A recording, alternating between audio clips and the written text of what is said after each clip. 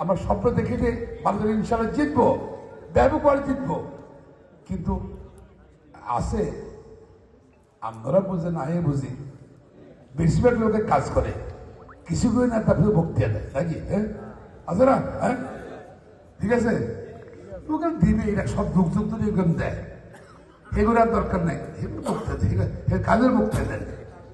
এবং সেখানে তার পরিকল্পনার ব্যাখ্যা দিয়েছে, ফ্যামিলি কার্ড, স্বাস্থ্য কার্ড, তারপর কৃষি কার্ড কথা বলছে।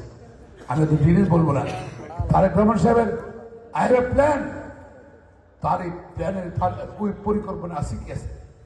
শহীদ প্রেসিডেন্ট জিয়া রহমানের 19 কর্মসূচি আছে, তার এই প্ল্যানের মধ্যে আছে 23 সালে যে সংস্কার ঘোষণা দিয়েছে, এটা দেখে চলতে পারে না, এত লক্ষ রকমের বেকার থাকতে পারে না।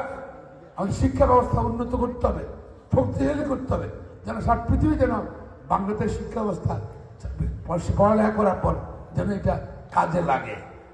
বাংলাদেশকে নিয়ে মহাপরিকল্পনা ইনশাল্লাহ বাস্তবের কথা বলা আছে। আর এই বাস্তব করতে হলে কি লাগবে? আপনার সমর্থন লাগবে। যদি ধানের শীষ সারা বাংলাদেশে যত বেশি ভোট পাবে তত বেশি বিএনপি শক্তিশালী হবে।